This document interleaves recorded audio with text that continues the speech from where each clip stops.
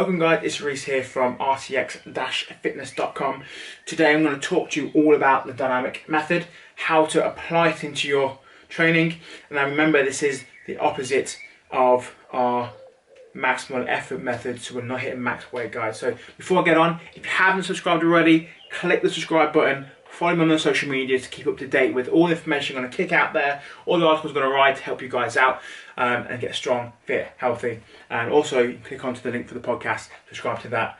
Strong Fit Long podcast, stronger, fitter for longer. Okay, so let's dive back in to our work. So what do I mean by dynamic effort? Speed, fast, effective, yet we're looking speed training. So we're looking for, in this case particularly, what's called speed strength. We're looking at anything, or predominantly looking for 0.7 meters a second in how the bar moves in when we're doing squatting, or we're doing bench press, that kind of work. Okay, roughly that sort of ballpark, 0.7, 0.8. We can go a little bit lower than that depending on what phase you're in. Now on here I've got two different methods. Okay, so 1, 2, and we've got phase 1, phase 2, wave 1, wave 2, whatever you want to call it. I want to call it 1 and 2. Okay, 1 and 2 at the bottom. So I've got a grid. So we've got week 1, week 2, week 3. Super important part about this is that I've got a band in this. Okay, if you haven't got a band, haven't used a band yet, I would advise to get one, or a pair, which you can utilize for single or doubles, which you can use for both bench press and squats and anything else you're going to apply that in towards for dynamic work. You can even do it for box squats, depth jumps, that kind of system as well. Now, the reason we want to use bands is because of something called overspeed eccentrics. So the band pulls the bar down faster than gravity, effectively adds more gravity, as I call it, typically. Now, super important, after having that on, are percentage based. Now we're going to base everything, I'm going to talk about a 200 pound lifter. We'll talk about bench press because 200 pound bench press is pretty common, and numbers, it's easy for my maths to go through as well, okay? So, what are waves? Why do we do them?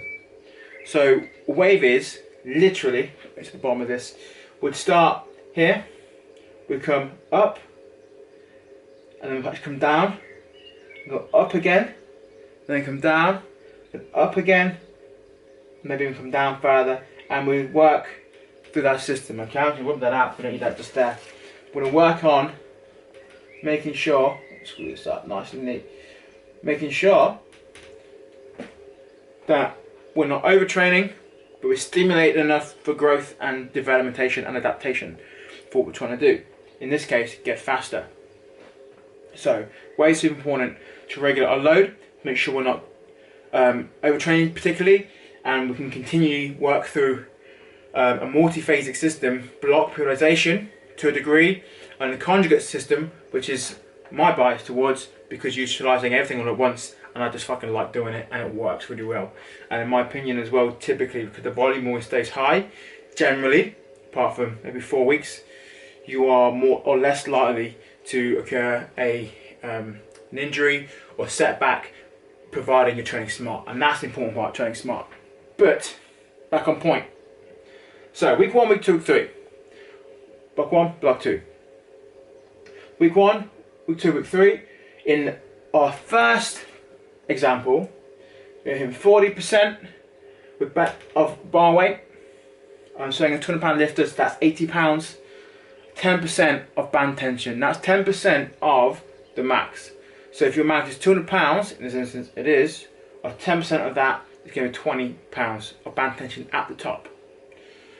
So 40%, which would be 80 pounds plus 20%, so in total, it's 50%, 40 and 10, is a 100 pound lift, okay? Week 2, we'll hit 45% of bar weight, and still our 10% of our band load on that bar. And then week 3, we'll go to 50%, and then 10% of band tension still, so that's 60%. So we're working for 40% plus 10, which is 50, 45% plus 10, 55, and then 50 plus 10 is 60%, so we've waved up, okay? We've increased our load. Now, after week 3, depending on the person, depending on what goes on, sometimes you taper off or take a deload week, depending on the rest of your training and who your coach is and how you respond. But ignore that, we're going straight into the next phase. So week 4, week 5, week 6. In this instance, on example 1, 40% of bar load again. But this time we've gone to 20% of band tension. So our volume or our load in total has increased from 50% to 60%, which is what we finished week 3 of. We've just varied where the load comes from. So we've gone from having 50% on the bar, so in this case it's 100 pounds on the bar plus 20 pounds of band tension, to 40% on the bar, which is 80 pounds, and then 40 pounds of band tension on this side. Okay. Now we can do this providing the bar still moves fast. That's the premise. If it slows right down, we have to reevaluate where we started. Are your numbers correct on this side? Do we need to just re-wave this again?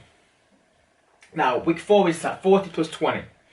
Now week 5 we've gone 45%, which is the same as our week 2, but again we've increased our 20%, increased our band tension up to 20%. So in this example, as you can see, what we've done is the first block, or block 1 of this first example, we've done 40, 45, 50 at 10%, and then block 2 of this first example, we've just increased our band tension by 10%, but the load on the bar is equivalent to that, but our volume increases, okay?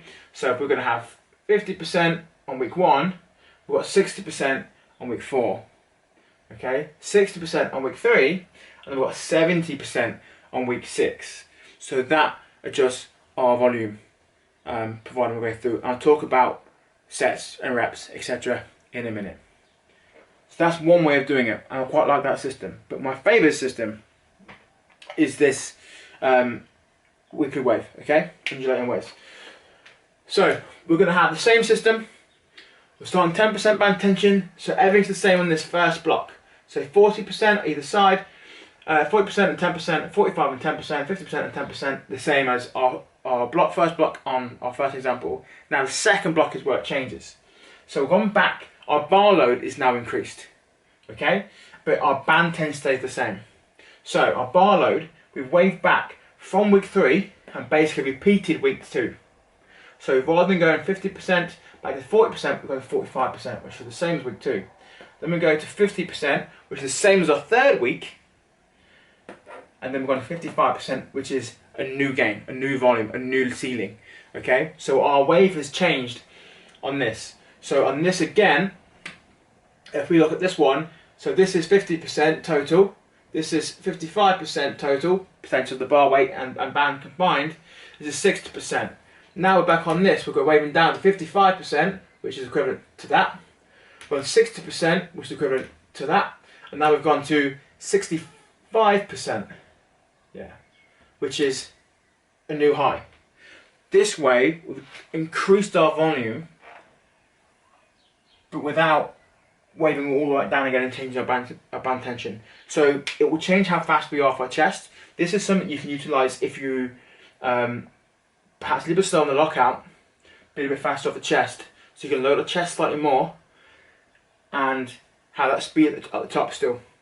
I would typically use this for maybe a 12-week block, depending on how a person reacts, because we can even combine both of them and repeat the whole process after we've hit this to come back down here but increase the band tension. Okay, so if we did this across here, as a rough idea, if we had 50% the same, so now we're going to be on week, put down here, now we're going to be on week 7, so 7, 8 and 9. So we go back, wave down again. If we wave down to this, we could do then 40%, 45 again, and then 50%, but then 20% in band tension, and then if we went even further down there to 10, 11, 12. You can see my fucking 10's brilliant, and then wave back. Gonna fall over. To 45 plus 20, 50 plus 20, 55 plus 20, band tension. So now we've gone from 60% to then 65%, to then 70%, and then we're back down here to 65%, we've gone back up into 70%, and we've ended here on 75%. Okay, that's a 5. You might not have guessed. Okay, so that's a 50. So on here, again, we've gone all the way from 50% in 12 weeks all the way down to 75%. Okay, and you want board adjusting. So that's how we can utilize that into a 12-week cycle, particularly that system. And after that, you should be ready to, if you've got competition coming around, if you're a lifter, is organising that around. So then we're perhaps coming to circa max shortly after that deload, circa max out, probably around the 6-week, 4-week out before we start to go through that as well, which I can cover circa max a different day if people want me to. Let's go to this at the bottom because that was ad hoc. Now we're going to go through our volume. Okay, now this is pretty universal. Okay, so our universality in this one, week 1 and week 2, roughly 12 times 3. And then in week 3, we'd have sort of 8 to 10 sets of 3. This is for bench press. Tell us why they write that out. So that way our volume's changed, okay? So in here, we've got 36 repetitions. Okay, so now if we're hitting just 10 sets of 3 on this one, so 36, then we're hitting 30 repetitions, times this by whatever this is going to be. So the idea is going to be week 1 we'll have a certain amount of volume, week 2 would increase that volume, and then on week 3 of overall workload in the day, the volume would pretty much match week 1 and back down again. So this is another way how we can manage our loads to make sure we're not overtraining. Okay, that is the basics of our dynamic method. Now, one important factor is do not do this training unless you're 72 hours clear of your max effort work. Otherwise, you're not going to be able to perform, be fast, almost like detrain because of that. Okay, so this is a really basic system. I've gone into it in more depth than I have on my live. I did it a while ago. So I hope this really helps you out. The parameters aren't set, and that's super important to say out. This is to give you a really good idea of where to start with dynamic effort work. If you're doing lower body, our volume here changes a little bit and how to perform things, typically 2s or 3s. Maybe the volume's only at 10. Rest times again, which is important, rest times 30 to 60 seconds between each set. So this whole thing should only take you sort of 15 minutes if you're doing sort of 12 sets of each one. So hopefully that's going to nail you guys out. Help you out with your dynamic work, get faster, get stronger and recover better. After all this, you would hit your accessory work, whatever you're shit at, and get that better, help your muscles go better. I hope that's helped you out, guys, with understanding how dynamic effort works. A different take on it and different explanation than other people have got for you guys, but I hope you're taking something really good away from you. If you need any questions, follow me on social media, drop me a message, drop me a comment in the video below on YouTube.